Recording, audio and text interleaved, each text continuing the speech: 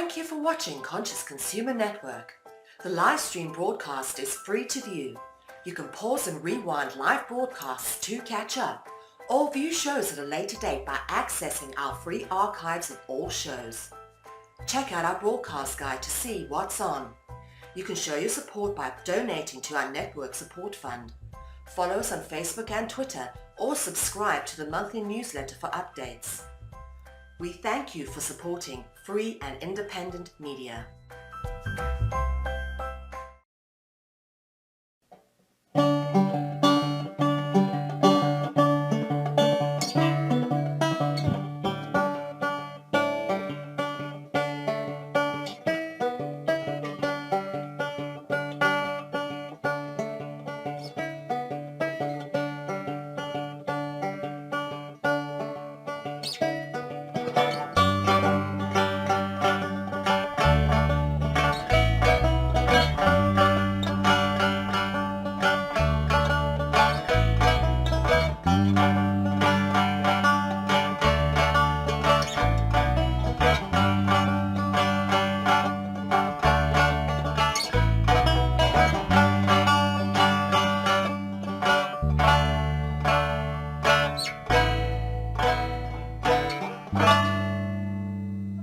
We're in New York as the land of the free chooses its destiny.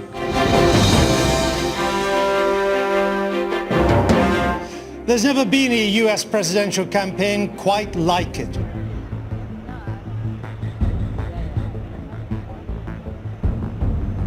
All eyes in Florida at the moment. For both sides, there is still all to play for. Mr. Trump is ahead by 1%, 49 to 48.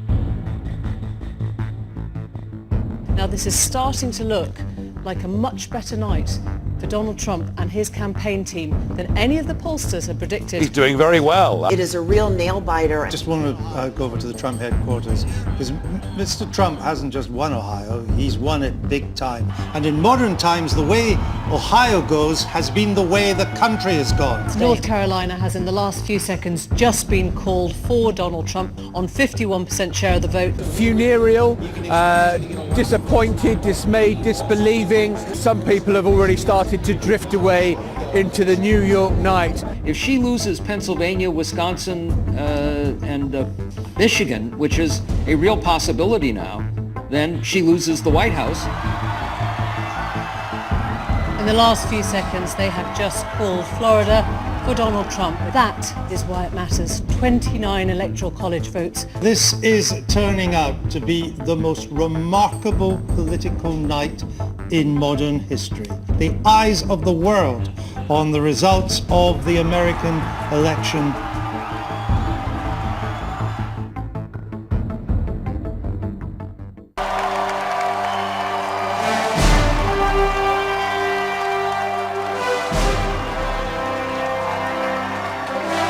Sorry to keep you waiting. Complicated business. Complicated. I've just received a call from Secretary Clinton. To all Republicans and Democrats and independents across this nation, I say it is time for us to come together as one united people. Hi, I'm Marley, and yep. I'm Martin. And I'm Neil, and this is Youths on Subjects of the World. And today we're going to be talking about the U.S. presidential election. So, where do we want to start this discussion? Any suggestions? No? Okay. How about we start at where President Trump started running for the election, maybe not at the very beginning, but a time during where the election was happening. Does anybody have any thoughts on that? Maybe the controversy that happened. All right, go ahead. How everyone thought he was going to be a joke candidate and nothing was ever going to come of it. Yeah, that was fun. Those were good days. I think that was definitely extremely interesting. I'm sure everybody that was laughing then is it's definitely very interesting. So what's everyone's thoughts on how the the controversy that happened during the election. I'm sure we're all familiar with that.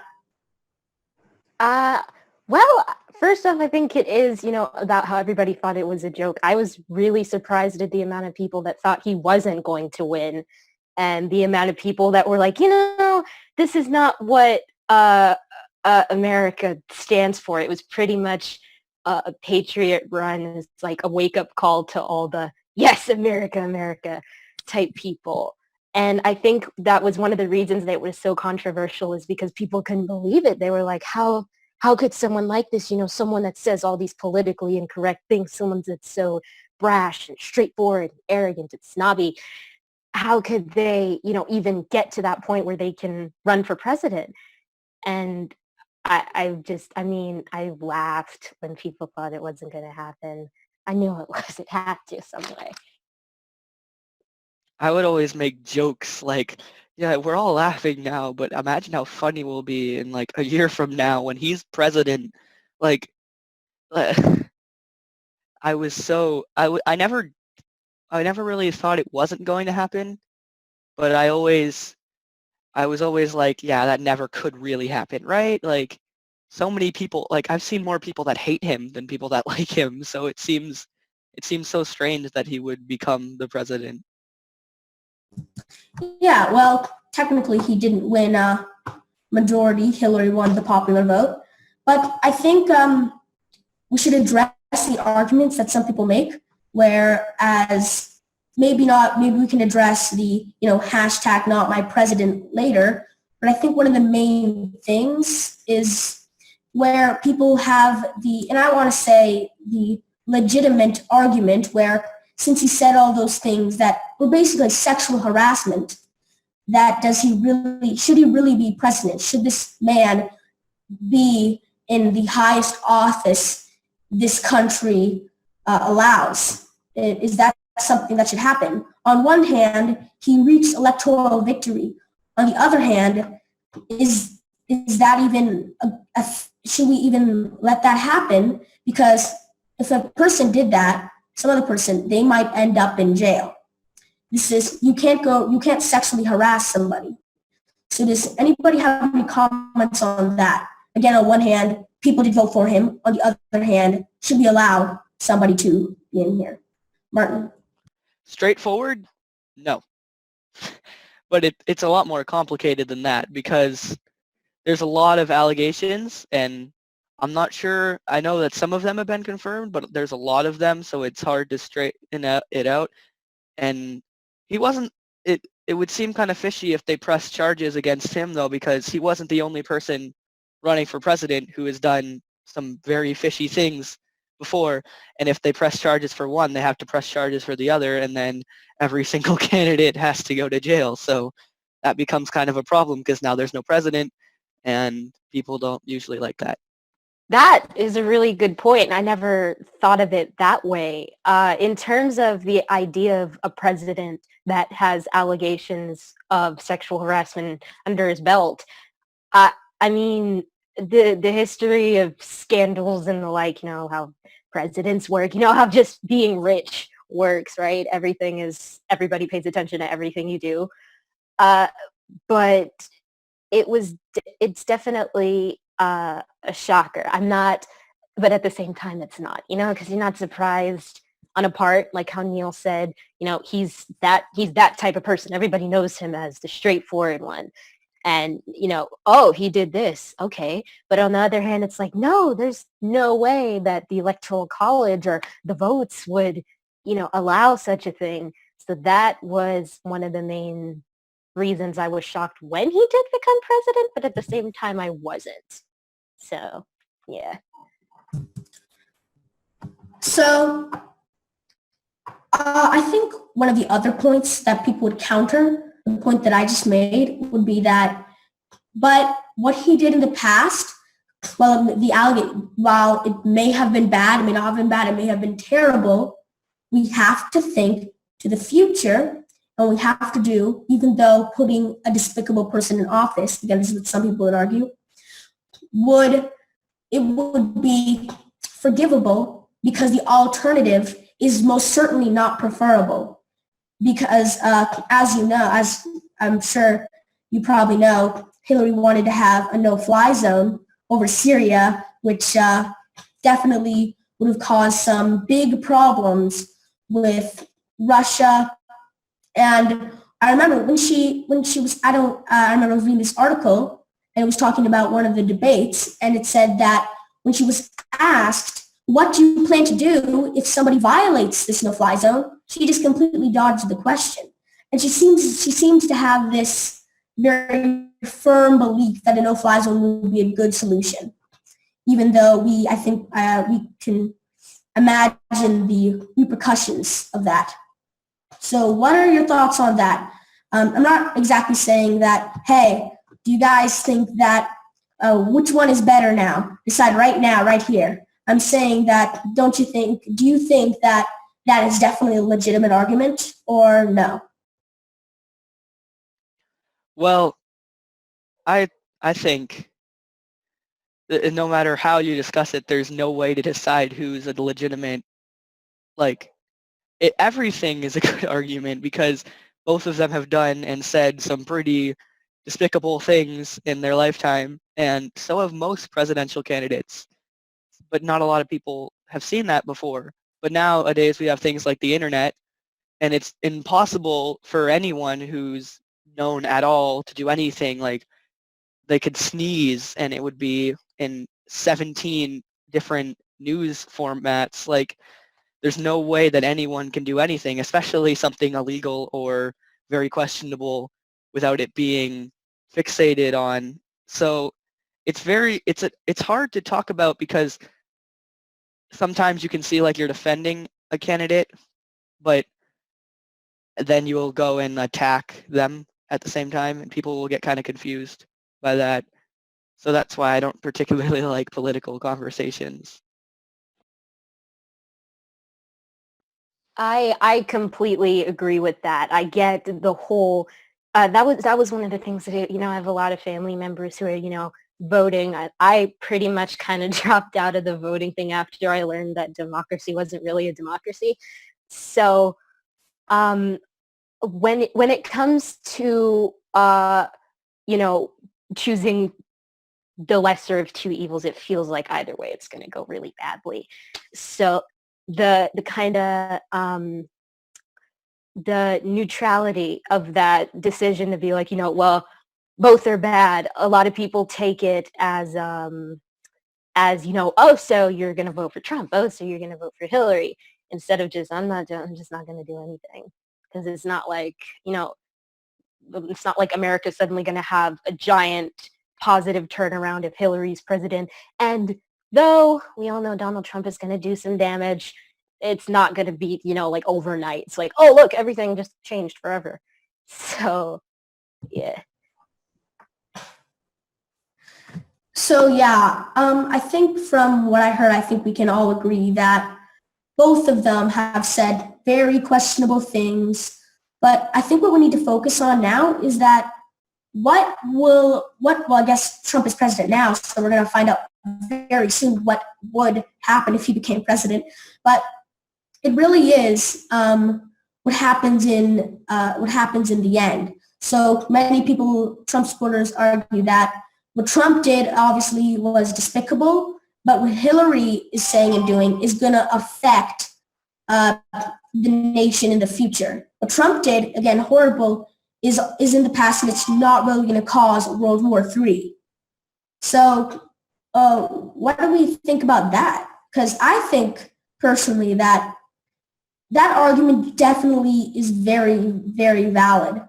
But again, what could Trump do something damaging as well? Which one would be worse, or is there one that is preferable? I was all for that argument. I used that argument in conversations with a lot of different people, and I have been for that argument, and I still am a little bit for that argument up until recently, when some of the things that he's said and some of the things that he's done and signed. And I think it's very hard, because it's hard to come to terms with the fact that there's no really right answer. Like, even if it is the lesser of two evils, it's still an evil, and there's still bad things that can come of either way. But I just wish that we could have figured out a different way, because I'm not sure if this is true, but I read an article that said most of the people that voted for Trump were just voting for Donald Trump because he didn't want to vote for Hillary and vice versa. So it's like, how many people really wanted either of them to get into office? Yeah. That whole idea of, well, you got to choose one. I'm like, no, I don't. Definitely the onset of the World War III, just a little bit about that. Like Neil said, again, that is a really valid argument. Nobody knows. It could be one little tip off suddenly.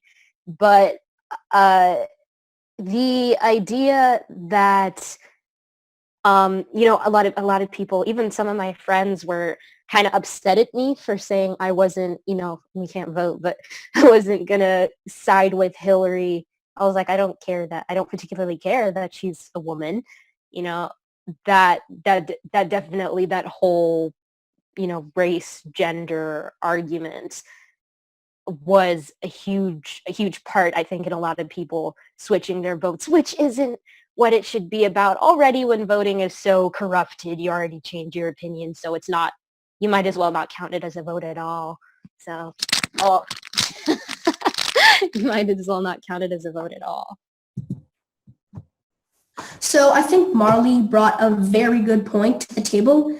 I think he'll bring up a new discussion, is that a lot of people voted for her because we need a woman president right now.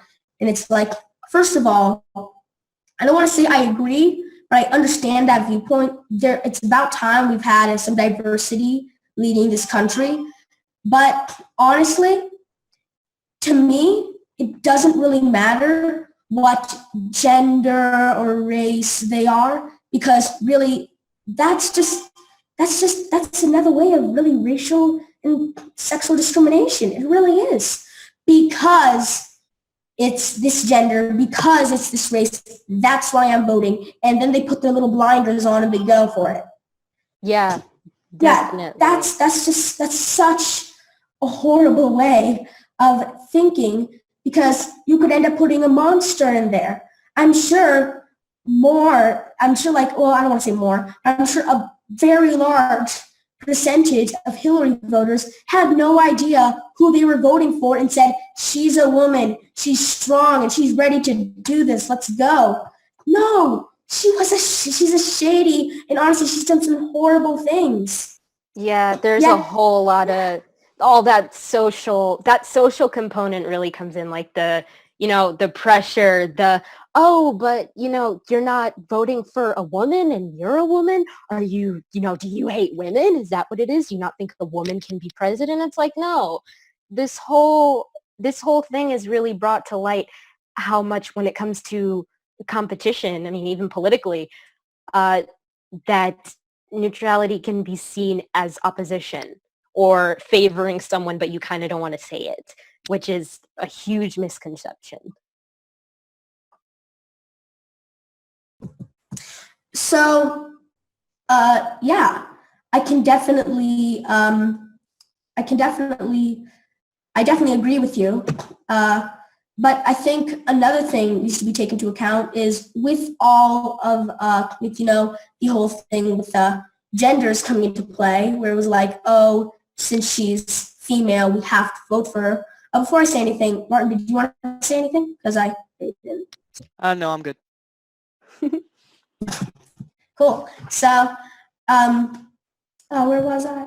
Yeah. So the thing is that brought, the social, I think I really want to talk about, the social justice warriors coming in and supporting Hillary. And the thing is that your opinion on the social justice warriors, or any types, and there are different types, obviously. I don't like to put them all into one bundle. But the problem is with that, is that really, honestly, it just shot Hillary in the foot. They just supporting them. They shot her in the foot, and I'm about to explain why.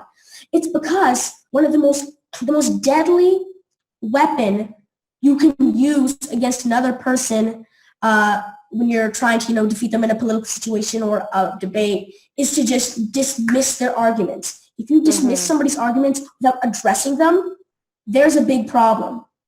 Because once you dismiss them, you can be like, ha, ha, ha, yeah. So I know the skeptic community, at least on YouTube, mostly went to Trump's side, and their memes spread. It's like, you're voting for Hillary, you're a triggered liberal, and really, that just screwed Hillary over. That just shut up Hillary supporters.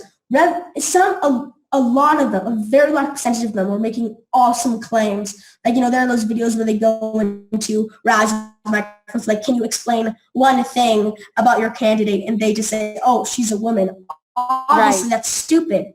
But when you take all of the Hillary supporters and just label them as, oh, they're just so triggered social justice warriors. They're triggered. Who cares what they think? Who cares what they have to say? Honestly, that is one of the most despicable things that can ever be used in a debate or a competition or an election, because it just takes away all the facts. And really ironically, that's what a bunch of Trump supporters were saying. They don't have any facts. Well, what are you calling them? Triggered liberals and dismissing the facts that some of them have very good things to say about? It's insane. And Martin, you want to say something? And if you're a Donald Trump supporter, you're a racist, sexist jerk who just needs to go. Like, it's the same either way. Like, if you like this person, you're obviously just like the other people that like this person. Like, there's no, like, if I like peanut butter and jelly sandwich and a terrorist likes peanut butter and jelly sandwiches, does that make me a terrorist? Like... Yeah, it was definitely, it's like, how bad can you make the other party feel? This whole election, I mean, for the longest, basically since YouTube, since Reddit, since 4chan, it's been, battle of the internet, people. And that definitely came into play a lot more than I thought it would. It was certainly, like Neil said, it's, oh, you do this, oh, you do this. I think Martin's comparison was probably the best, or his logic was definitely the best. Oh, so I like sandwiches. You like sandwiches too? All right, so we're the exact same person. We're basically twins. Yeah.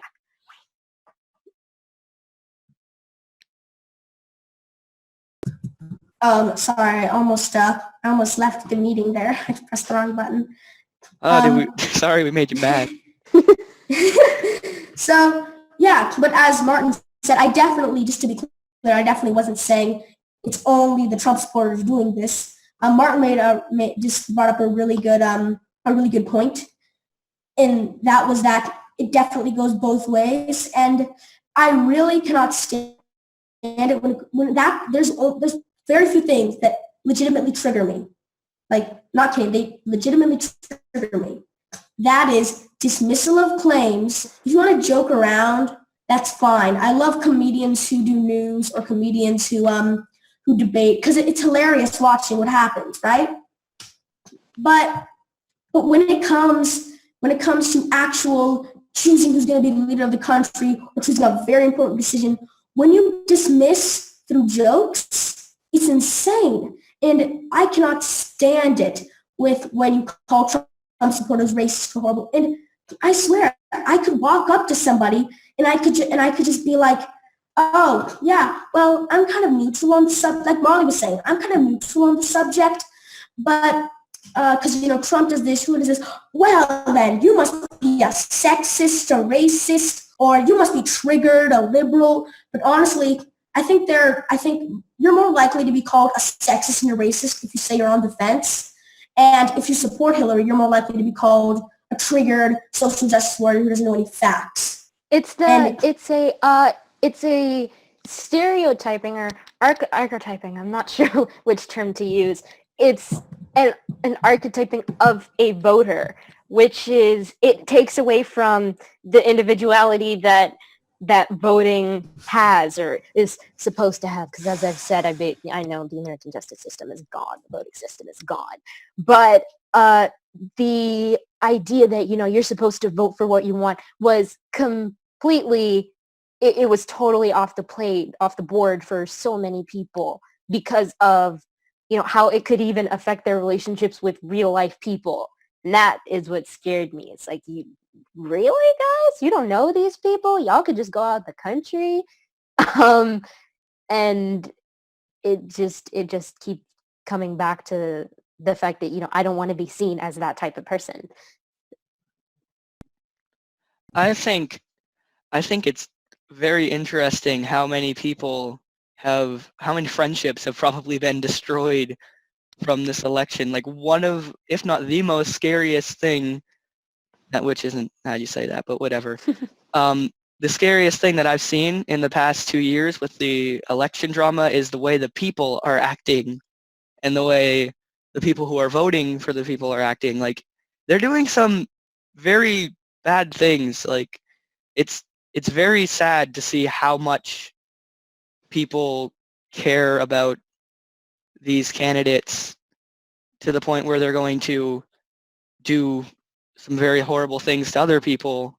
It's very sad.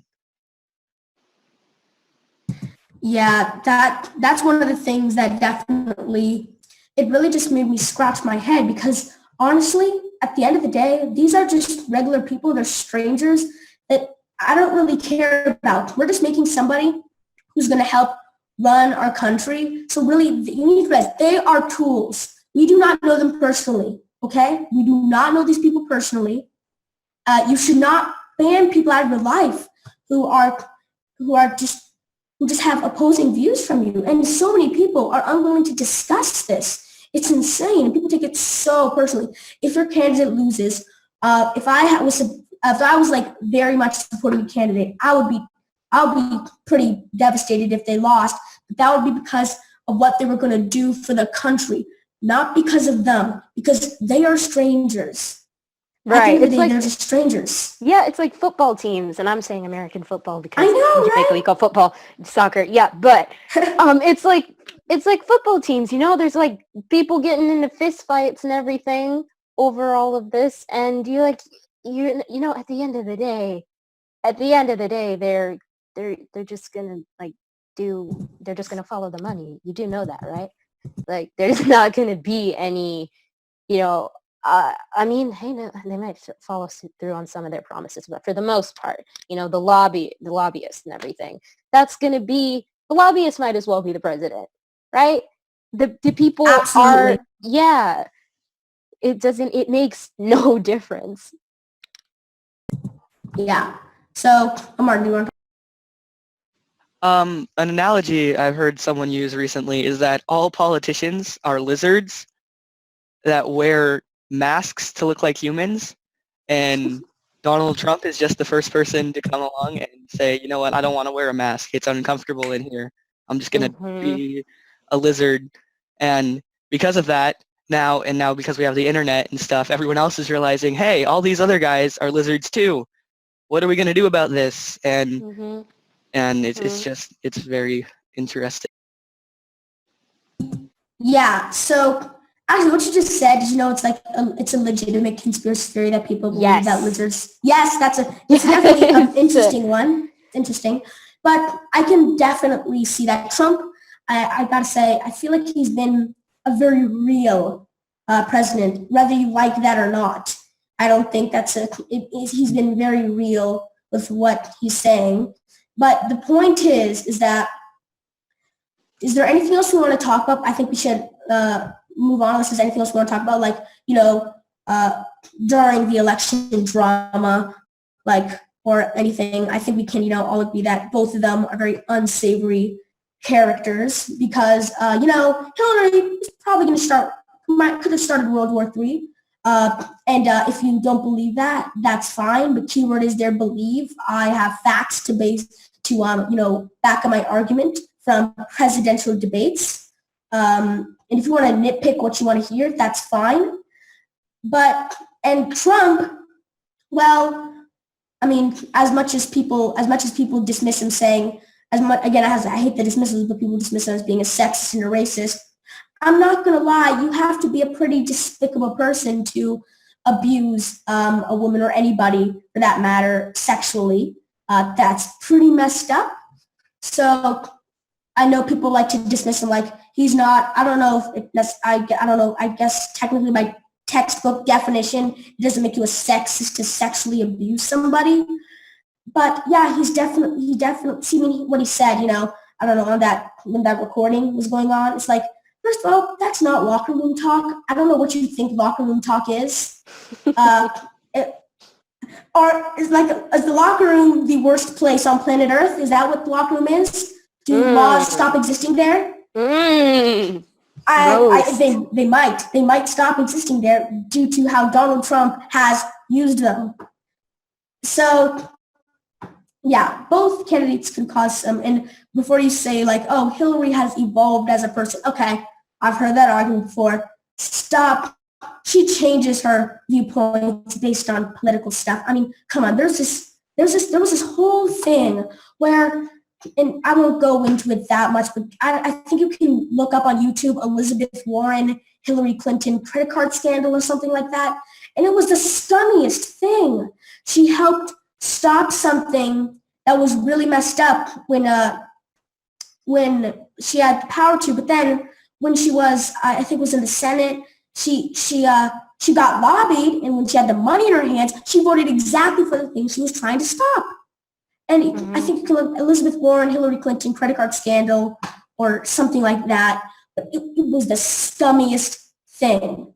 And the fact that the wake up, the whole wake up call of the election, you know, okay, so, all right, let me see if I can, all right, so as a person of color, a Black person, right, the argument within my community was, you know, the whole racist thing, you know, it's like now Black people are going to have to get serious because we had a Black president. Suddenly we had no worries, no problems in the world, which isn't true, obviously. But I think, especially within my community, a lot of Black people that I know were surprised. They were like, well, you know, how could that be? And I didn't know what to say to them. They thought, you know, he's bringing up all the racism of the world, the realness. And I said, where have you been? Where have you been when all of this has been going on? He's not, you know, like the human incarnation of racism or white supremacy. He is another white dude, okay? Really powerful, very, you know, very worrying that he has the status that he does, but it's not anything new. And I feel like that was definitely a part of the scare and the reason that a lot of people are going to be in the position that they are now. Like, they haven't adjusted themselves for the presidency of a white supremacist. So. All right. So apparently we have a question from the audience. Ooh. Yeah. From Dylan, if that's the Dylan I know. Hi, Dylan. So if you could have voted, if you could have voted, would you have voted? And if so, for whom? So I think we've been talking about how much we've debated about this with ourselves. So would anybody like to answer this question that we're probably still debating with ourselves first? I don't see any volunteers. Oh, no. Oh, great. Go. To be completely honest with you, I would not have voted. I just wouldn't, like, I know a lot of people say, oh, yeah, that you shouldn't do that. You have the right to vote, and you should. People have died for people's right to vote, and we need to vote. If I don't see a candidate that I like, I'm not going to vote. Yeah. Yeah, it's like the Electoral College is a thing. You can vote all you want. You could have, like, you know, 100,000 fake IDs and vote for the same person under all of them, then at the end of the day, the opposite person could still win. So to answer your question, Dylan, I would not vote. But if you're saying I had to, like the government forced you into voting, which who knows may happen one day. Yeah, bear with me. I would vote for Trump because the world needs a wake up. Not the world, America needs a wake up call of that whole thing. It really just needs to be like, oh, we can't just protest anymore. We can't just march anymore. We got to do something. He's here. That I feel like, him in office, it's already happening. There needs to be an action besides what I see as a plea through a march or a protest. I'm not saying everyone should go all out and like bomb the White House and stuff, but there needs to be some sort of plan within the communities. It can't be, well, we're relying on America now, so we just have to do what he says. Rely on yourself. Take care of your family. Make a plan. Doomsday prepping, that'll help you now. That doomsday is here. So, yeah, so basically, I guess we heard from both of you. Martin, you said you wouldn't vote, and Marley said you wouldn't vote either, but if you had to, you'd vote for Trump. So I guess that comes to me where I guess that, well, if you asked past me, the more I was more ignorant of the election, I'd probably have voted for Hillary because, see, the thing that really, really scares me is the World War III thing. People say she wouldn't have done it. Look, here's the thing. I don't care how much you say it, but if she says it in a presidential debate and backs up that claim that she's going to put a no-fly zone over Syria, and many experts say that could start World War III, do you really want to take that chance? Honestly, listen, I could not care less if there's some horrible, sexually abusive, even if he is racist, but that's another debate, and sexually abusive moron who doesn't know when to pick up a phone, because that's another thing, the whole thing with the picking up the phone and talking to the president of Taiwan. But so yeah, honestly, if I had the ability to vote, this is something that I'll probably second guess a lot. Before I learn more, I definitely would have voted for Hillary, hands down.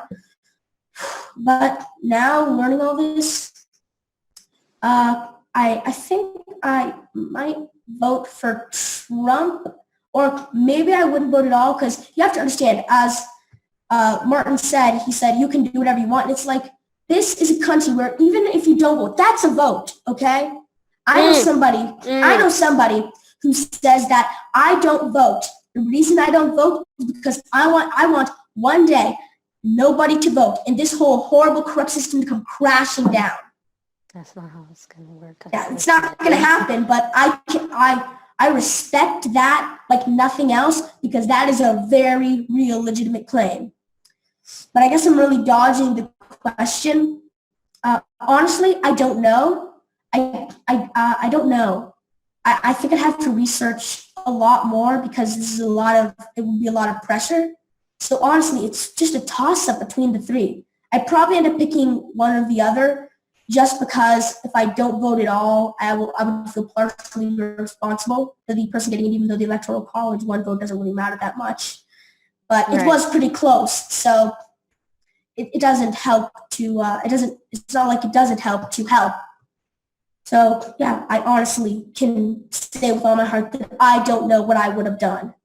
Well, I would have voted for Hillary, but if I had the knowledge that I knew now, I don't know what I would have done. Something that someone I know has said multiple times that I really agree with is, people didn't die for our right to vote, they died for our right to choose, which is how I like to look at it, because, I mean, when it comes down to it, no one in this election was ideal, but like you guys all picked if you had to. If I had to, I'd say Gary Johnson because, he's not great, but he's not despicable. And yeah. Is the word you're looking for won't start World War III and not sexually abusive? Is that wrong? Is that what you're looking Perhaps. As far as I think that's it. So honestly, it doesn't really matter that much what they stand for because it's probably going to be a hell of a lot better than what we have now. But it doesn't really matter. Trump is president, and I think it'll be very interesting to talk about what he has done. So, yeah, what do we think about that? So, one of the things he did while he was president-elect, not president, was I don't know if you guys know really about the Taiwan phone call incident. Forgive me if I mess up a little bit. Feel free to chat and tell me how horribly wrong I am so I can immediately correct myself. So what basically happened is that this is a very watered down version of it. You really should look it up. You really should. There's a disagreement between mainland China and Taiwan where they both said we're true China. The very watered down version. I'm going to skip over probably 99.99% of the details, even though I probably don't know that much of the details. Just trying to put this out as much as I can. And they went to this like neutral period, and America was like, okay, this is an extremely delicate situation. If we do anything, so we have to protect our values as America, is what America's doing. And they're like, okay, so what we're gonna do is we're gonna try to not do anything because we want China's trade. We're kind of in a relationship with China, even though we hate China, love-hate relationship, mostly hate, but so, and Taiwan, they're like, oh, well, they're a democracy, American beliefs, you have to stand up for them. So they're really neutral in this situation. The situation has kind of changed and shifted from president to president, but as far as my knowledge goes, and as far as, most of the articles and ranting people go, is that it's never gone this far. What happened was the president of Taiwan, she called Trump and Trump picked up the phone. I don't really know what happened. Basically, it informally acknowledged Taiwan as a legitimate country. Well, China's like, oh, hell no, we own them. So it's a more complicated situation than I'm putting it, but China got really pissed off. And that's a problem because when the president comes into office, I really don't want him messing things around. And the thing is, China kind of has us, by the neck because, everything you see, they own all of our items. But the thing is that China depends on America economically because they're getting a bunch of money through America. But what's the word? It's a saying. I think it's hubris. Never underestimate your opponent. Never underestimate what they're willing to sacrifice for victory. And I really don't want to piss anyone off. And the thing is, and I don't really know, this is me just speculating, again, heavily, it's that Trump, and Russia were getting buddy-buddy. But the thing is, Russia and China are fierce allies. And America and Russia are kind of just beginning to almost just look at each other. It's like they both beat each other up on the playground. And they're like, okay, I don't know what this guy's about. That's exactly what I was thinking. Like when I was a kid, I'd be in grade school. Probably kindergarten or the second grade, right? Yeah, they called you a and butthead. you'd be friends, right? You'd be friends with someone that your other friend doesn't like, and suddenly y'all are looking at each other like, I don't know if we're friends or not because I don't like them. That means you can't like them or we can't be friends. That all politics are really childish. Like if you put a couple toddlers somewhere in there, nobody would be able to tell the difference. So you just wouldn't hear as much talking. Toddlers have better haircuts. Just saying. Valid point.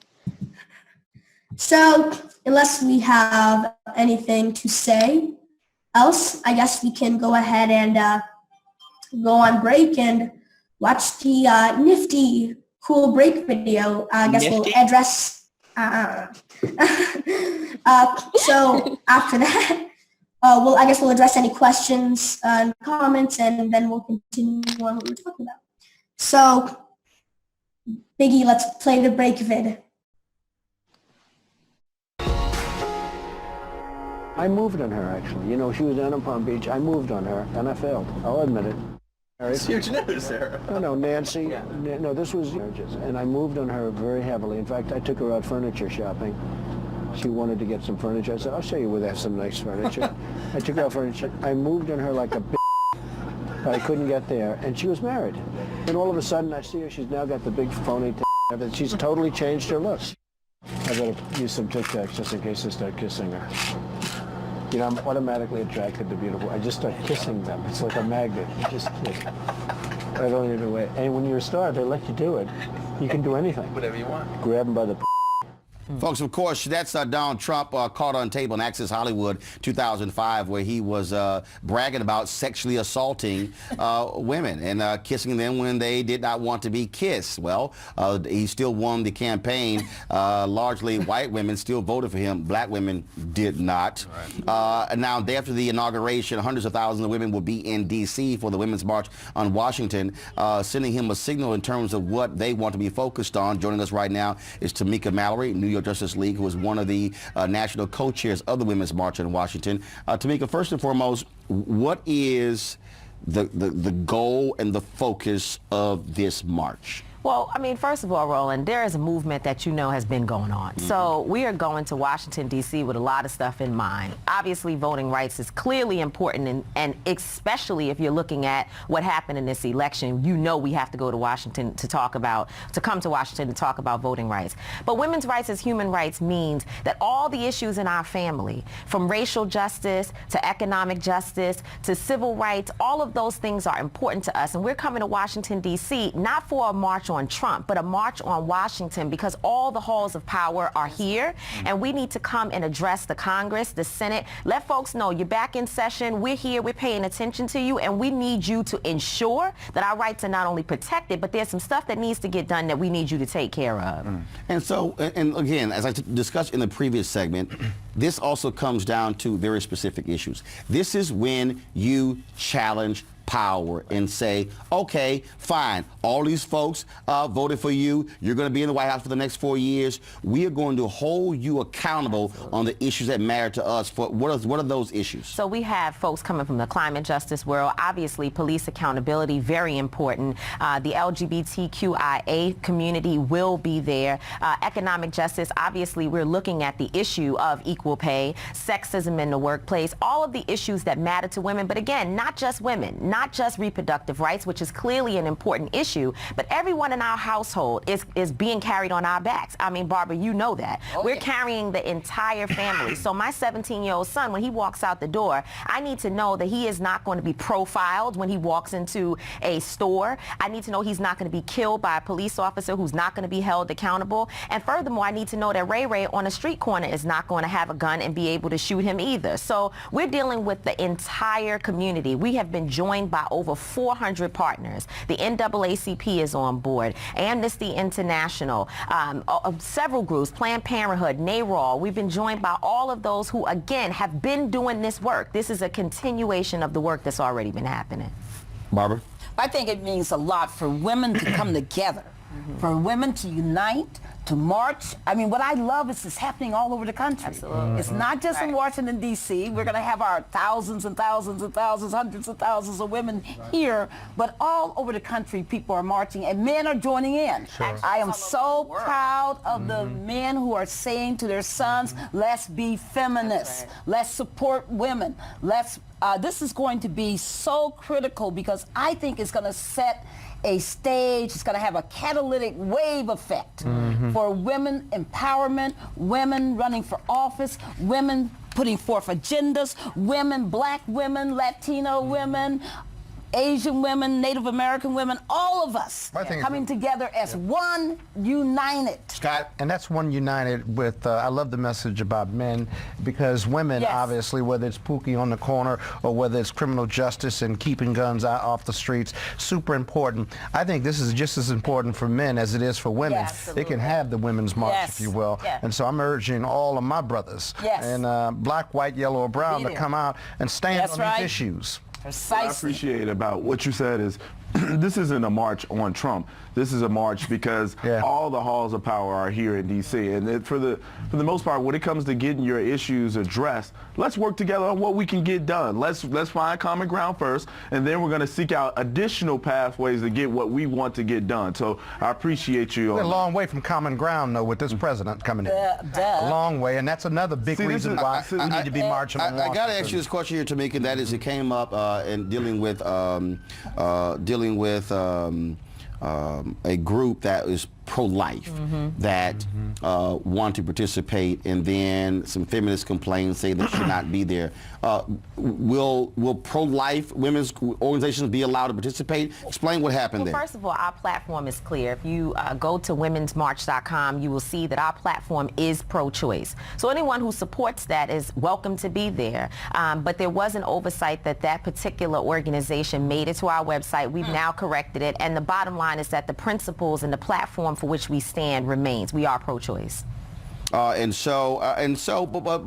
about that? If you're talking about common ground, how do you also bring in other groups that may have a different point of view? Well, I mean, first of all, pro-choice means pro-life. If that's what you want to believe in, that's fine. Pro-choice for us is where we stand. And again, if you support that, then you're able to be there. I do think that there has to be some lines drawn in the sand. This is who we are. We can't waver because we've done that. We've done that. We keep on compromising and being everybody work together, and then we lose. We don't get what we need to get done. In this particular presidency, during this administration, we're going to have to be very specific about what it is that we want and how we're going to work together to get it done. If you want to be an ally or we're going to be a part of a coalition, it has to be okay for us to talk about what white privilege looks like. It has to be okay for us to talk about these issues that are uncomfortable, and if you support that, then you're welcome to be at the table. All right, then. So, and also, how many buses you already have coming? Oh, no bus company in this country has buses left, so I won't say the numbers because the numbers are the devil. But everywhere you call, they say they're sold out. So if that's any indication, but I would like to say, as Barbara has said, there are women marching all over the world, not just in it's over 300 marches happening. Amazing. And shout out to the women who've been working on the ground. Some have never been involved in a movement before, but they are here now because they understand that our issues intersect, and we have to stand up and be one collective voice. All right, then. Thank you. Kickstart your day at 7 and get the news you need from the perspective you want. News 1 Now with Roland Martin, every weekday morning at 7 on TV 1.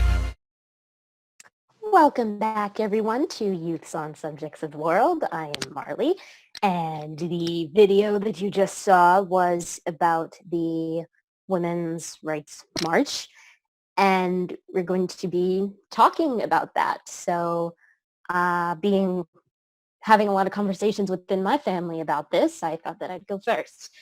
So my personal opinion on the idea of doing the march against it is that it's a noble attempt. Yes, it's a noble attempt, hands down.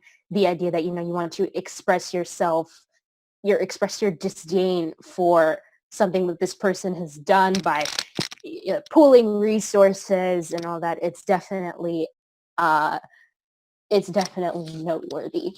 But for the longest, pretty much ever since I started reading Malcolm X's autobiography, I've had a bit of a problem with protests and marches and the like. And to give a brief explanation, the reason for that is because at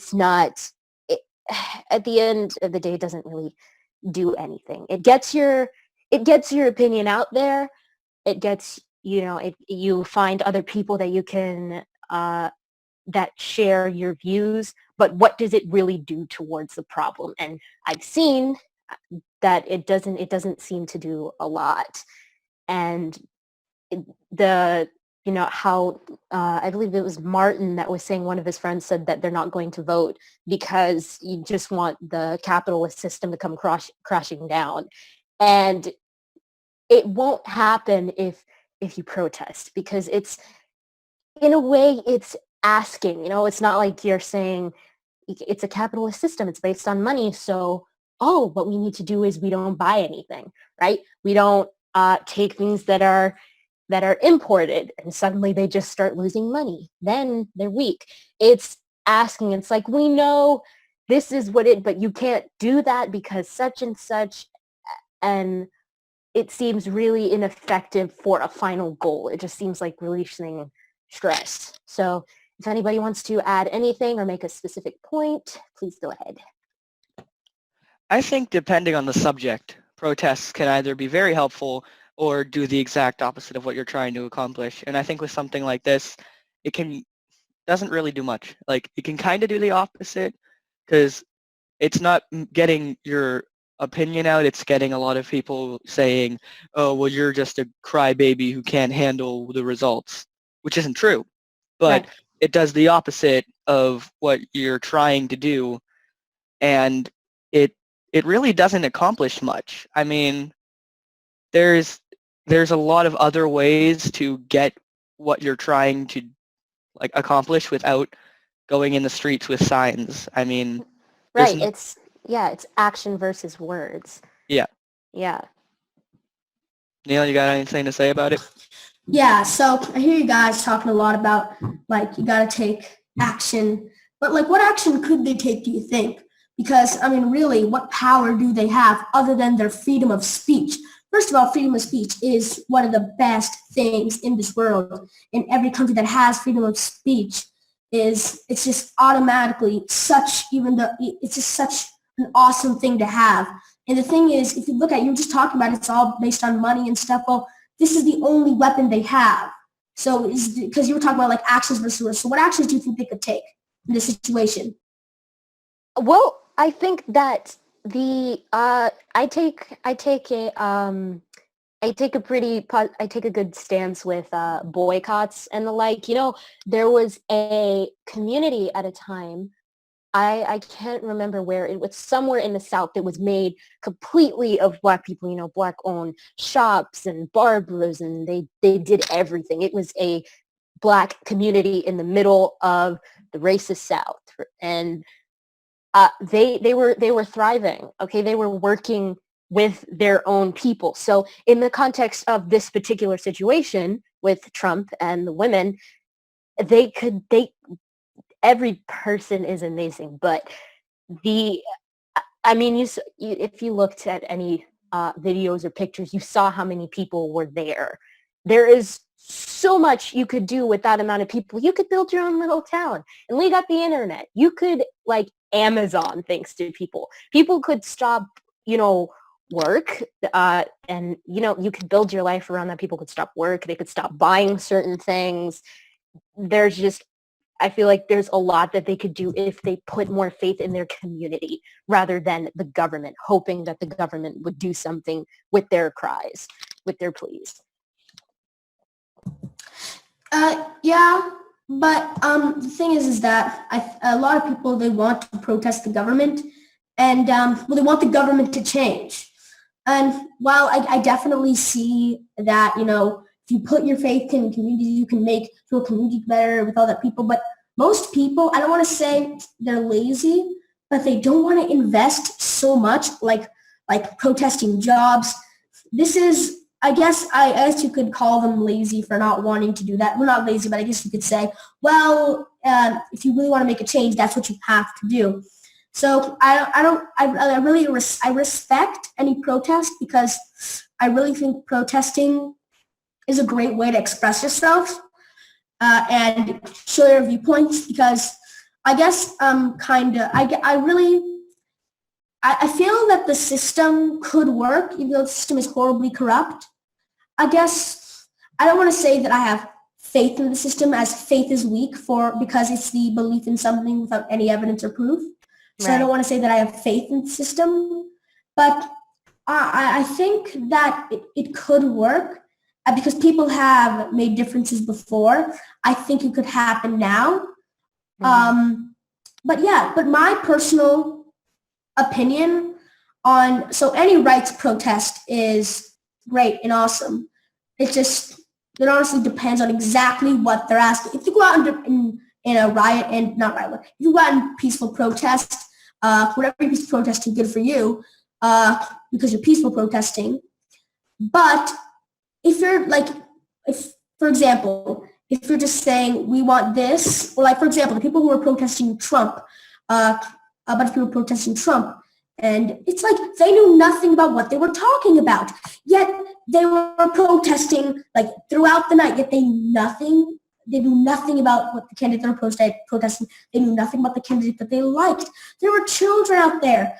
Honestly, because some children have, they really look up to their parents. And the thing is, unless a children is really free to learn whatever and express their minds and think for themselves, unless they do that, then there's going to be a real problem, because you just have generations of, I don't want to say, I guess I have to, the sheeple. They're just bird like sheep. They're sheeple. I know that's a word a lot, like wake up sheeple, Illuminati confirmed. But really, it's true. So yeah, that's my opinion on protests in general. You better be protesting for something good and not something you know nothing about. And I know you really want to say something, Martin, so go ahead.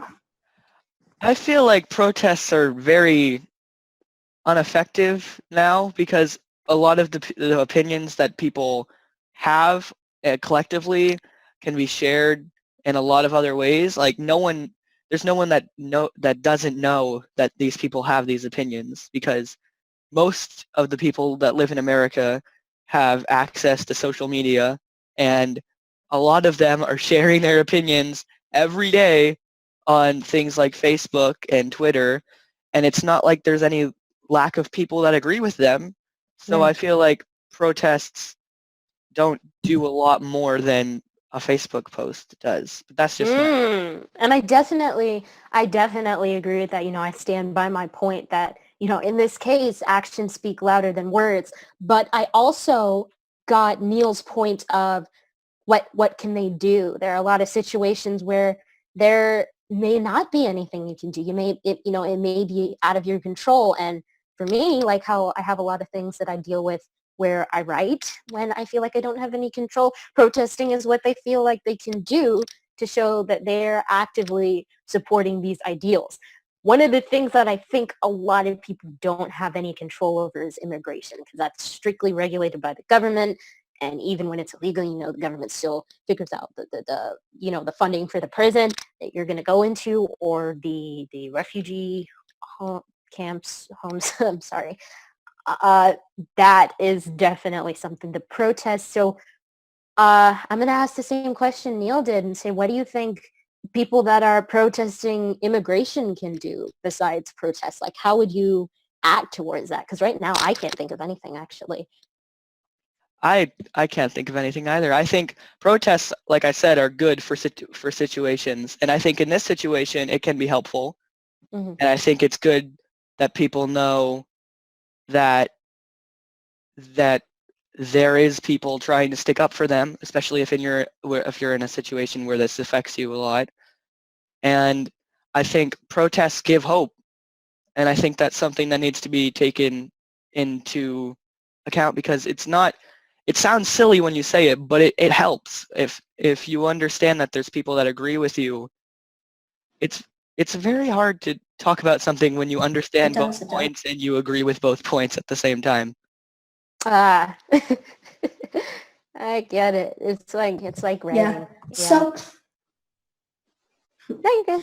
So the thing is that, so I definitely agree that social media is an amazing thing. But again, another problem with it is that labeling. If you try to do something, if you're trying to post this on social media, you're a social justice warrior, you're triggered. Like, again, believe me, I laugh at videos of people getting triggered over the stupidest things all the time. But but that's when I can refute their points, and if I can talk to them. If I don't understand their points, or if I need to be educated on them, or if I don't really understand their viewpoints, I really have no right to dismiss their entire argument. I think protests and social media is a great way to spread your word. I love freedom of speech, and I know I've said that, but I really do. But I think we should, unless anybody has some closing notes to say on the protest, I think we should move on, because I know we had some questions and comments. So we want to address those. Okay, is everybody cool with that? Cool? Yeah. Cool? Yeah. I'm good. Great. Yeah, I'm good. Yep. Cool. All right, let's see. So we have,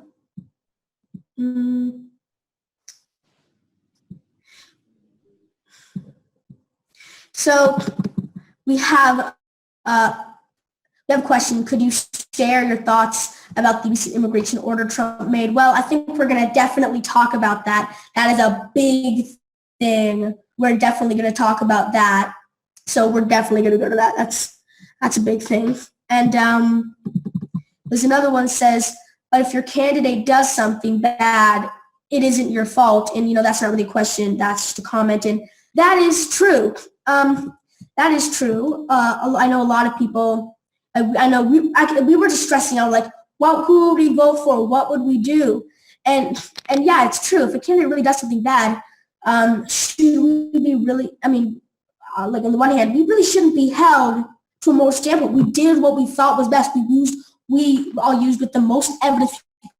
But again, a lot of people don't do that. But we tried to get a lot of evidence and tried to make, and well, if we would have voted, this is all hypothetical, tried to make an educated decision. But yeah, it is true. If your candidate does something, it really isn't your fault. But again, I definitely can't help feeling morally responsible for putting that person in power. I think most Americans feel that way. Anybody want to talk about that? Comment? Want to talk about that comment? I know Martin wants to say something. Okay, so I think no, you are not held responsible if the candidate you voted for does something despicable.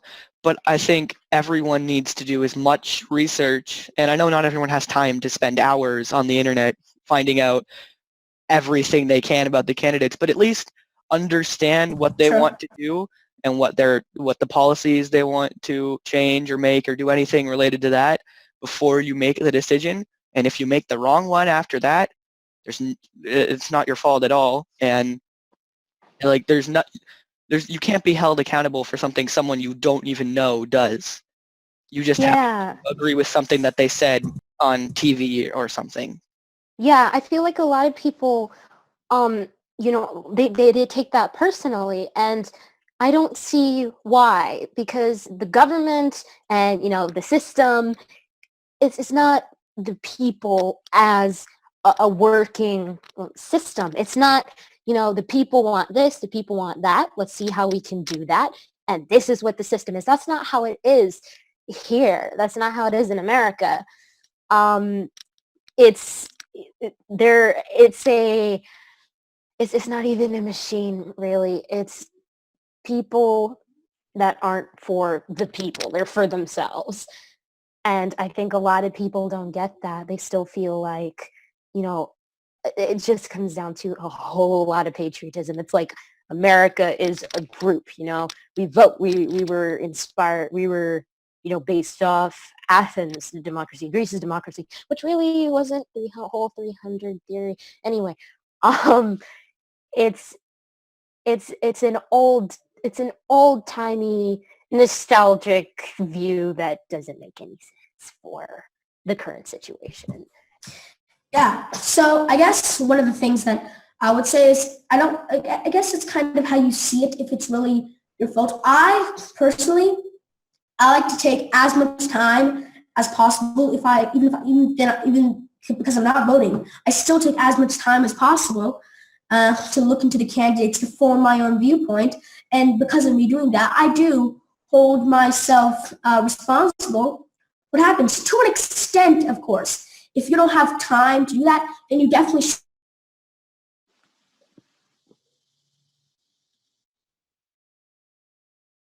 shouldn't, or if you don't feel like, you definitely shouldn't. Now again, dismissing the whole listen, this is not me dismissing. I'm sorry, I lost my train of thought.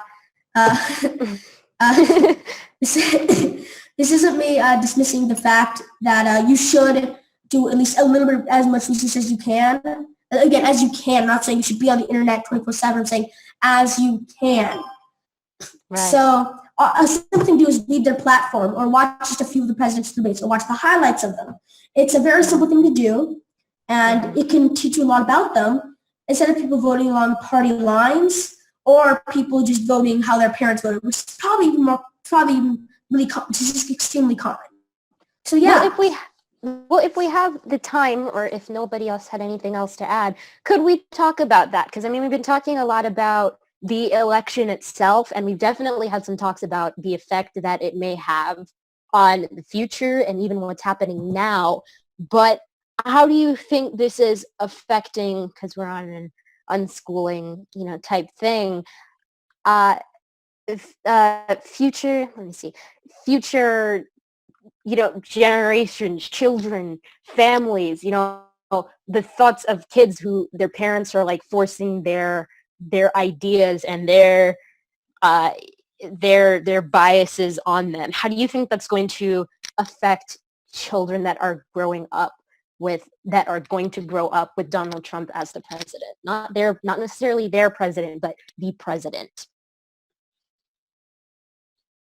I think this isn't the first time something like this has happened, where children grow up with the opinion their parents had at the time. Right. But it's also very different because now we have a lot more ways for children to form their own opinions.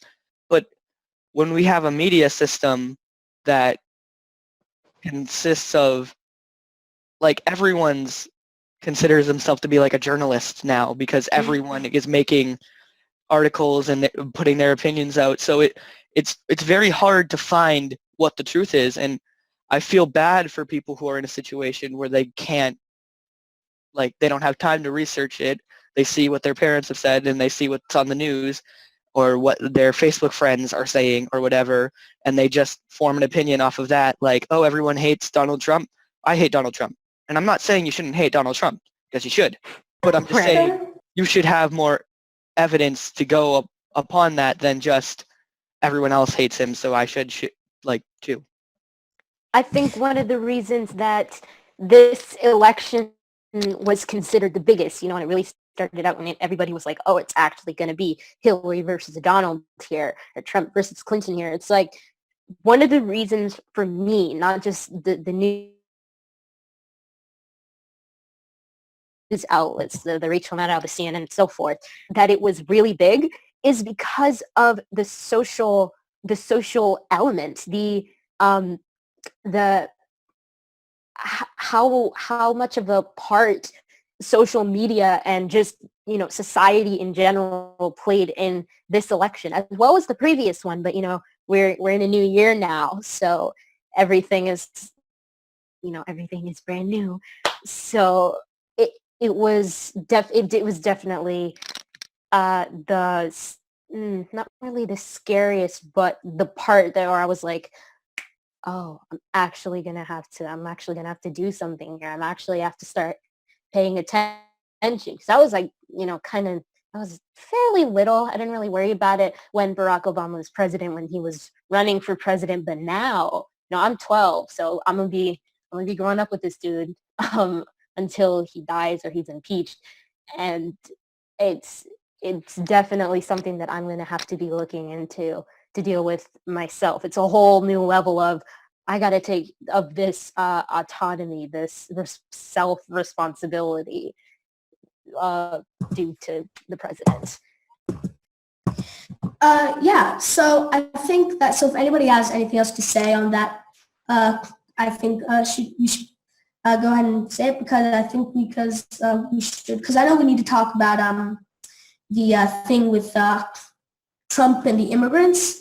And I also want to talk about #NotMyPresident and things like that.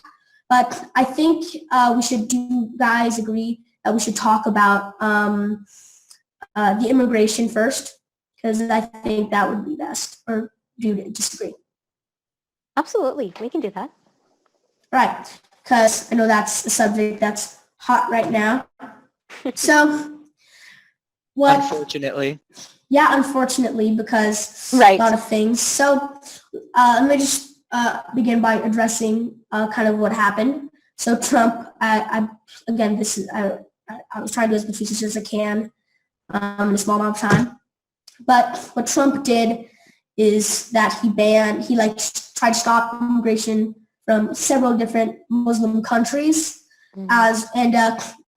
So here's the thing.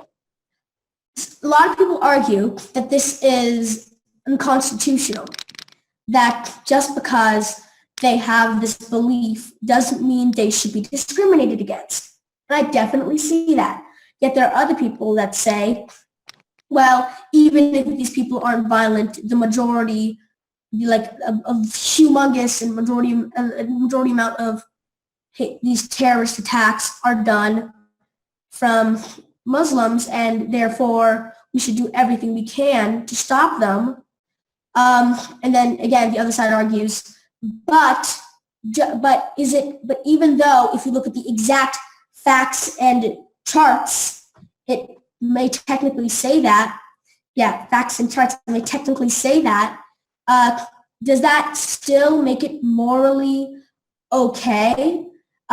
Because does that still make it morally okay to just judge people based on that? What do you guys? So I definitely don't think, and I think everybody knows this, but it's nowhere near as shallow as Muslim or terrorist, right? Associating those two. It's I believe it's Middle Eastern, Arabic appearance, that people associate with Muslims, and that whole idea,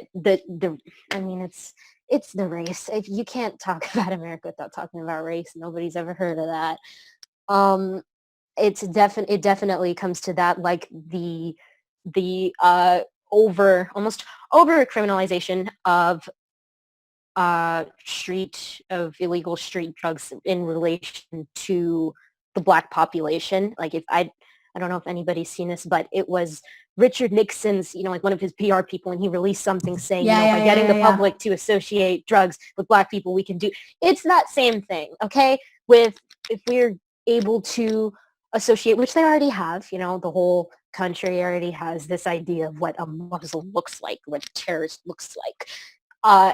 If we can associate these Middle Easterns with Muslims and Muslims with terrorists, then, okay, we can just put all of them in jail, or we can deport all of them, or we can kill all of them. It's a bigger plan than some people might think it is. Yeah, so I just want to say one thing, then you talk, Martin, but I just want to say one thing, is that, it's definitely the same thing where, the same thing with what you said about Richard Nixon and us trying to associate the blacks with the black side. That was a very politically incorrect thing to say. The African American community with drugs, and to destabilize them and just make them seem like just mindless, dangerous people, mindless people. And obviously, that's horribly racist, and that's a horrible thing to do. But the thing is that, again, it still comes down to the same argument. Technically, if you look at the technicalities, the large amount of terrorist attacks do come from Muslim countries and Muslims, but just because of that fact on a chart, does that make it okay? Yes, technically it might be saving lives, but does that make it okay? Does that make it okay?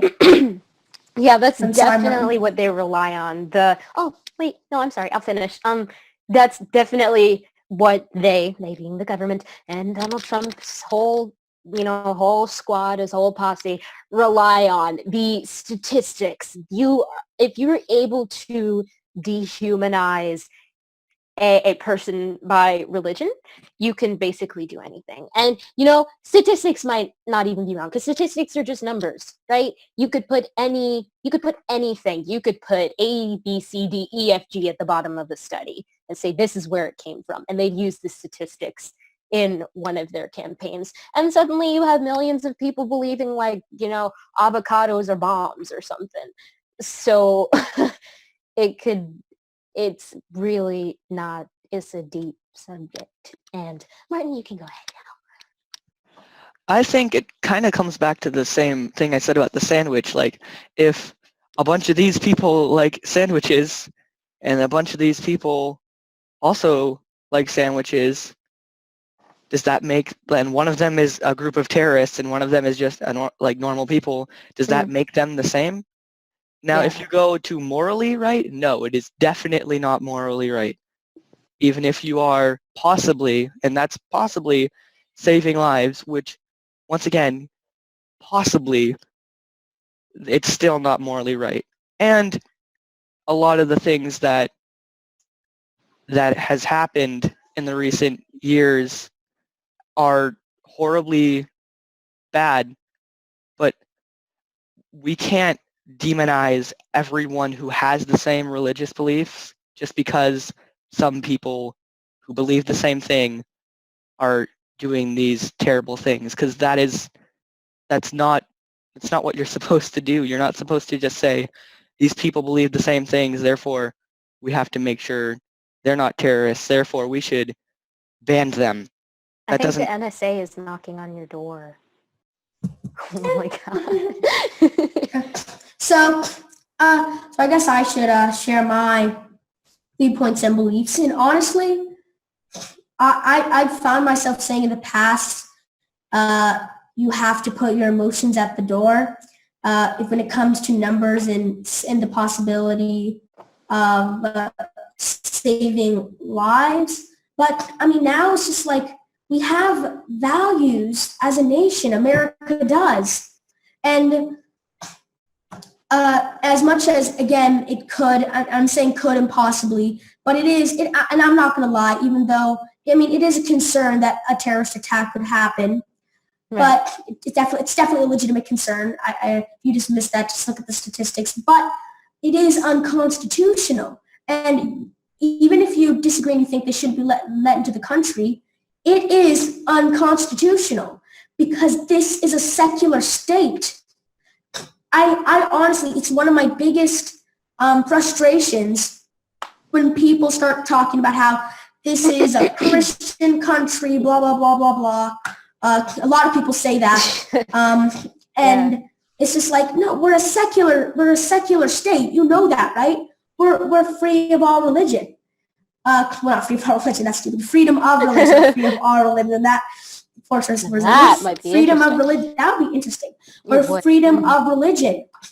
So I just cannot stand how much people, because so many patriots you see or patriotic are really all like Christianity belongs in America and blah blah blah. It's like, okay, Christianity does belong in America. So does Islam. So does this. So does that. So does all of them. All of them belong. Right. Your personal beliefs, whether you're somebody who thinks organized religion is horrible, whether you're somebody who believes this, believes that, even if one thing is detrimental, you have to understand what the beliefs of our country were founded on. And yes, I understand that the beliefs have been shifted and changed, and the original beliefs were so horrible, they didn't want most people to vote and the votes wouldn't count. But still, that doesn't dismiss the values. You're saying if they had decided that children would be executed if they weren't a certain height, that like we have to hold up the values. The values are what we make it. If you are an American, you can't just go around and say, okay, well, they wanted this, therefore I'm going to do this, and then not say, then you have to say, all right, slavery, let's go, people. Right. Like, seriously, America is what we make it. Even though the voting system is corrupt and a lot of it's broken and there's cheating, America is still, in a way, who make it. And if you want to try, and I will do everything within my reasonable power to make it that way. But back to the final answer before Martin talks, is that so I guess that because of that whole speech I made about how we have to protect, I think we need to focus on our American values at this point, even though there are numbers on a board. Imagine if your personal beliefs, well, and I don't care if you think, oh, but their personal beliefs are absurd. Well, okay, they think yours are absurd because maybe theirs are absurd. Who cares? Maybe theirs are, but maybe they don't know better. Maybe they do know better. Maybe that's what they believe. It doesn't matter. What if they were your personal beliefs and you're being discriminated against that way because a bunch of other people of your same belief were doing horrible things? That would suck. We have to, even though there are numbers and stuff, part of me just wants to uphold. So my answer is I feel we need to let them in because that's what I believe America is about. That's what I believe. Not owning a house is the American dream. That is the American dream. Acceptance and freedom of everything. Brief note. I would vote for Neil. I would vote for Neil. Not murder. Not for you and murder, just to be clear. Okay. America's a psychopath country. That's what it is. Like, actually, probably, if you look at the way that it works, you could probably relate all the main traits and I'm not sure what the word is, beliefs, I suppose, associated with a psychopath, not like a murderous psychopath, but an actual psychopath, right, to the American system. Just call it America, because America's system, that's all it is. It's pretty weird. Like, I took a ton of psychology classes a couple days ago when I found it. So, yes, that's it. Martin. So we're talking a lot about how we want to try and make a difference, but how are we going to do that? Like, especially for people who maybe don't know. Does anyone here have any advice on how you can attempt to make a difference? Because, I mean, that's what we all want to do here, right? Well, I don't necessarily think that you absolutely need to go protesting and social media justice. Honestly, the best way, I believe that stomping out ignorance and spreading knowledge is the best way to advance humankind and its understanding of everything. I believe if we come into contact with aliens or anything, I believe that stomping out ignorance and increasing knowledge and sharing information is the best way to, honestly, help the universe. Maybe in a small way, because it's only helping humanity and helping other small things, but it is still the best way. So even if you're not marching on Washington, marching on the White House, protesting, social media every day, like even this podcast, we're trying to spread information here. You're watching this podcast, you're showing a massive support by watching it and supporting it. Therefore, we can continue to spread our information, and you should spread your information too while helping us spread our information. Really, everything you do makes a difference. Make everything count and make sure you know it counts, because if you believe that it counts, you're going to go a long way, because you're going to, when you start thinking about it, you start knowing what you want to do. Right. That's when things get really cool. Yeah. Okay. So again, everybody vote for Neil in a decade or so, right? All right, cool. So there are two things for me. The first thing is to talk to people, not just on social media, but go out and get your opinions, because there is a certain amount, it's a large amount, but there is a certain amount of information that you need to find out for yourself, that you need to process for yourself without the input of other people, without the biases of other people, right? But at the same time, it's even this show, you get so many different perspectives that will give you sympathy, and it may not change your mind at all, but at least I have the information. At least I can speak from an educated point of view, within a subject or within anything, really. And the second thing for me is build them communities. It's not like build the wall. No, build the community. And by that I mean self-supporting, altruistic type, utopia. If you want to turn the idea of capitalism or anything selfish around, you can't rely on this giant structure that within itself relies on capitalism. You need to be doing things for yourself and for other people. You need to make plans. You need to make the conscious decision to separate yourself from the things that you're relying on. And be a person. Stop being the sheeple. Be a person. Be an individual within the system. So yeah, that's pretty much it. So I think that we really need to do things for ourselves. And what Marley was saying, we need to build communities and we need to separate ourselves from relying so much on our government. Because I hear a lot of people saying, that's not my president, this is not the way I want things to be, and people are protesting, which can be a great way to do it. But there's also a lot of you can try and do something for yourself and not rely on the government to fix things. And there is a lot you can do. You can't fix America just by helping out others and building a community and doing things for yourself, but you can do a lot. You can create the life you want, because when it comes down to it, you're you and no one owns you, and you can do what you feel you need to do, for better or for worse. Right. It's like laws are laws if you follow them. So So, so I think this was great.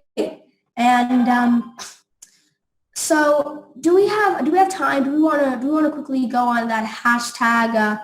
I know this was a great wrap up. Do we have time? Do we want to go on that really quick, talk about hashtag not my president? We got 20 minutes. Let's do this. Oh, great. We got 20 minutes. Let's go. Yeah. All right. So I guess I'll start. So yeah. I guess I have to say, hashtag not my president. I feel that's a very negative viewpoint, because Trump, I get that you hate Trump, whether you have reason to, or again, you're ignorant and you have no idea what you're talking about. I get that you don't like Trump, but first of all, he is your president. But I can see, I obviously, it's not a literal hashtag. It's literally not my president. They're trying to say this is not somebody that stands up for my beliefs. This is not somebody that stands up for my American values. I understand that. But I still think, even if you hate what Trump's doing, we should try to give all the support we possibly can, not to his ideas or beliefs. We should try to help him as much as we can to be a great president. Now, all of our views of great presidents are different. That's what makes this viewpoint so agreeable, because it's basically whatever you want him to be. And the thing is, he is our president. He is our president. He may not act like it sometimes, but it's our job. Well, not our job, but if you want to do it, you can show him that what you want to do. He may not listen. He may not ever see your comment, but I mean, just trying, I feel, makes a difference, because you tried. And also, it's such a negative viewpoint. And I've seen so many things about I was Trump, would just die. And that brings me into a hypocritical, people are being hypocritical with something. Right. And that's being, first of all, if you actually are loyal and you love America and you're a true American, you want your president to die. You want him to be murdered. Seriously? Even if he was tried for everything that he has done and he's been doing. Sorry, my chair scraped against the ground, if you heard that. Even if he was tried for everything he was doing, I doubt he'd be executed. Yet you want to murder him, not give him a fair trial, with all this stuff. And I heard the same stuff. Some Republicans were saying when Obama was in the White House, I hope Obama would just die. And I remember a bunch of Democrats were like, wow, that's a horrible thing to say because he's our president. You don't like him, blah, blah, blah, patriotic stuff and like that. And I agreed with them. But as soon as Trump comes into office, not all of them, obviously, maybe not most of them, but some of them start becoming complete hypocrites, and they're like, no, this is different, this is different. No, it's not. Even if you hate his belief system and you hate what he does, you have to understand that you're saying the same thing. Yeah, but Trump has done this, and Trump and Obama's better. Oh, okay, even if that's your educated viewpoint, you have to understand that they thought it was their educated viewpoint as well. Yeah. So, yeah, again, do your research. This is an excuse for not doing your research and not debating and talking with people. That but yeah, of empathy, that, I mean, it for me, a huge part of this election and the election itself and the effect it's going to have on things, I'm sorry if you hear the garage, is that you need to be an individual. You cannot be, you hear this a lot with, accidents and things like that, like car accident ads, but you cannot allow yourself to just be another statistic that technically doesn't even do anything, vote-wise, right? You need to have the ability, the skills, nobody's just kind of born with it, to discern when you actually need to take in information and when you can be like, all right, I think I'm just gonna do what I'm gonna do. The skill to listen, right? The skill to pay attention to the things that are going in your ear and decide if it needs to go out the other or if you need to process it. And I think a lot of people can't do that, which is where the just die bandwagon comes on. One day we might see a GoFundMe for assassinate President Trump, right? That's kind of where that comes in for me. That lack of context.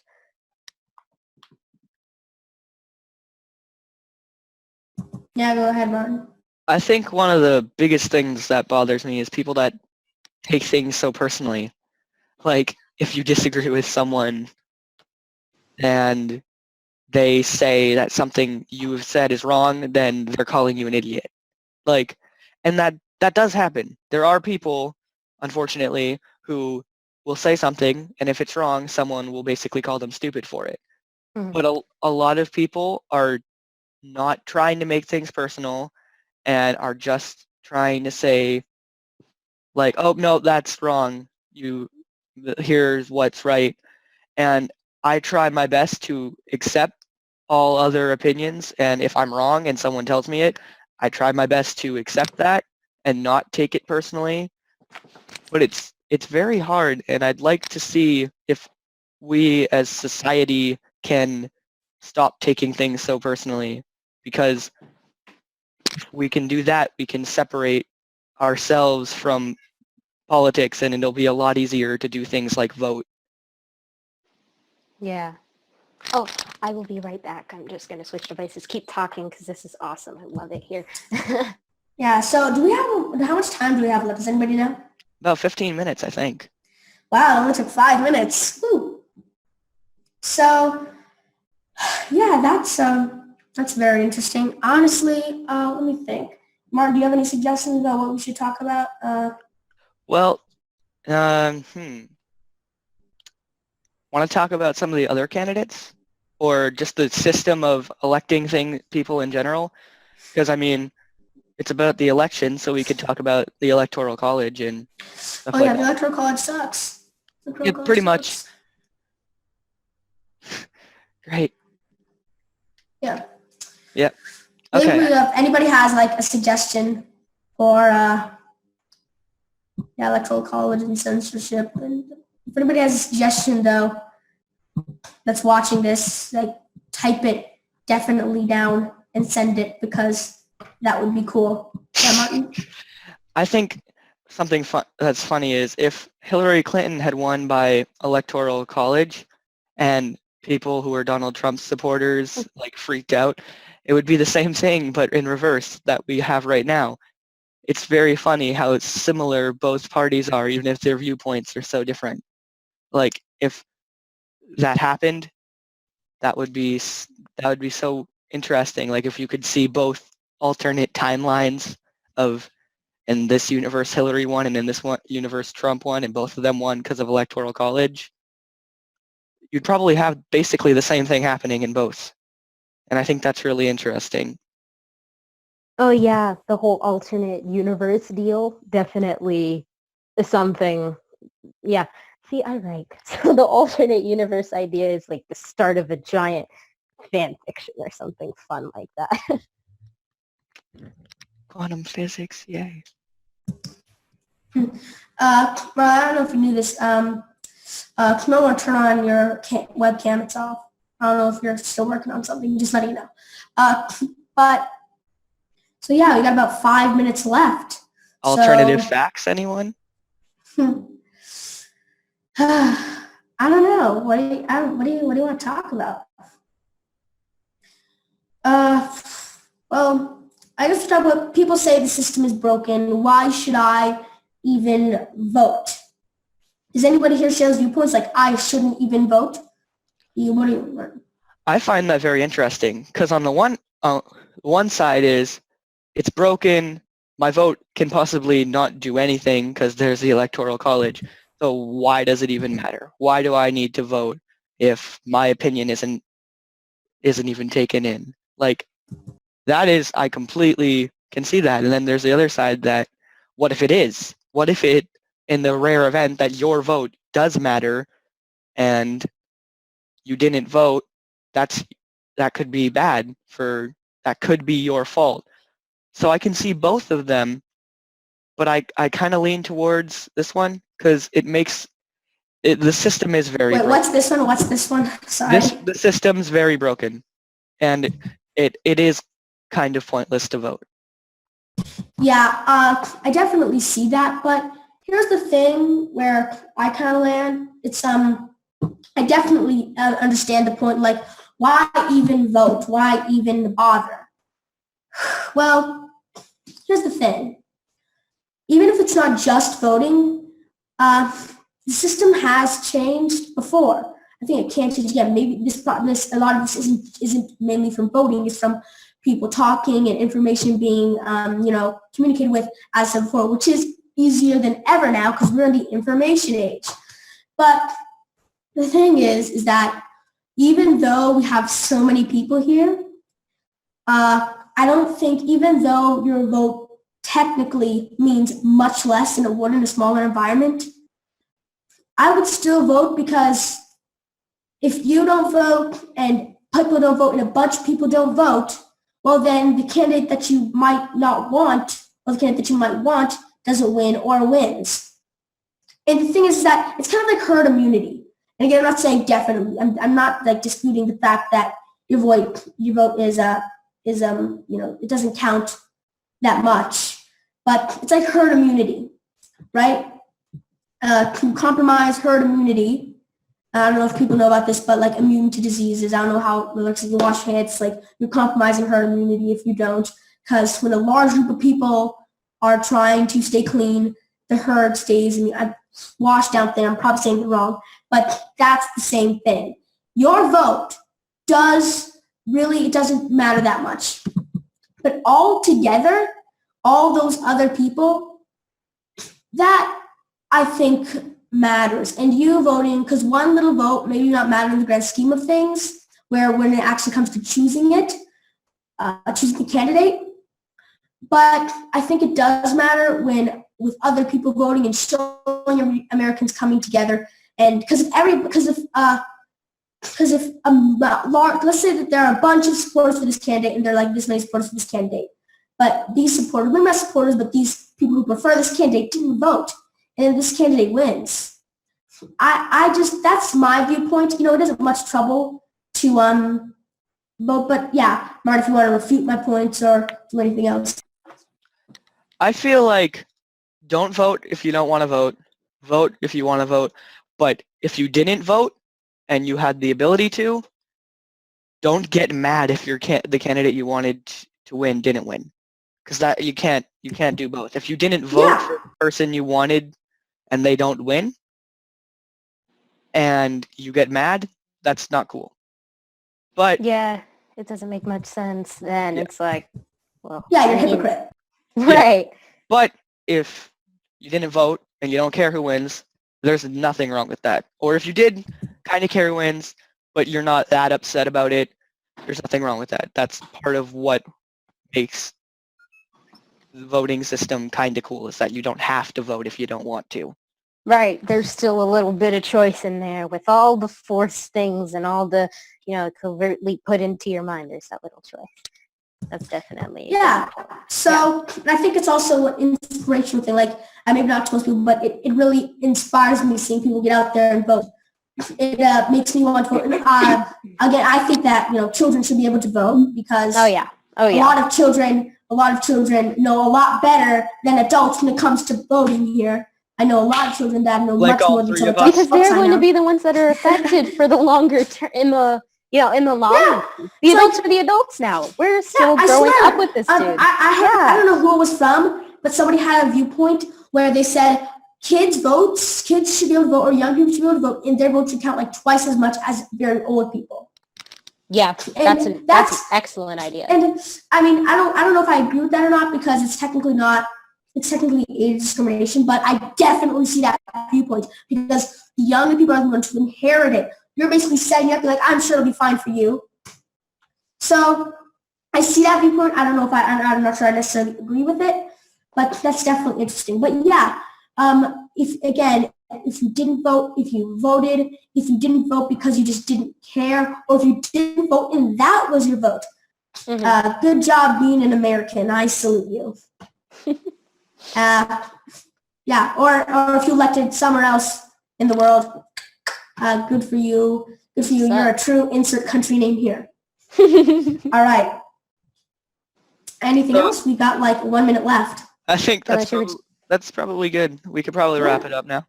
So I'm gonna do the intro. Ooh, sorry. So I guess we're all so happy that you decided to tune in and to this exchange of information and watch this, and be sure to tune in next time. I think there'll be next time. And check out other stuff on the Conscious Consumer Network. It's great. Yeah, check out other stuff there, like probably any show, because all of it's great. And absolutely feel free to, well, for me anyway, feel free to, if you see me anywhere somehow, contact me about any of the things that I've said, ask questions, debate. I'm always down for a debate. Anything, right? Yeah, anything. This has been For the Love of Learning. Or wait, this is Youth on Subjects of the World. This has been for Youth on Subjects of the World. Thank you. Tisk. I'm used to it. If we want to change the world, we must first change the media. Mainstream media exists for the purposes of indoctrination and manipulation of public perception. The world of free and independent media is growing, and with the upsurge in information now available in the public domain, it has never been easier to access free and independent media. The exploration of this information resulted in an experimental project which would provide a fully supported space for researchers, whistleblowers, and seekers of all kinds to express themselves and educate the world. On the 1st of January 2015, Conscious Consumer Network was launched to the world. Nobody thought we would make it this far, but CCN is the longest running free and independent media network of its kind. CCN is a unique collaboration of hearts and souls, bringing you information from different perspectives to educate and inform. Since we started CCN, we have had only one desire: the pursuit of a free, fair, just, sustainable world, and this has not changed. Having overcome many challenges over the last 2 years, CCN is here to stay, and we've got great things lined up for 2017. Help keep CCN on the air by supporting the 2017 Network Support Fund.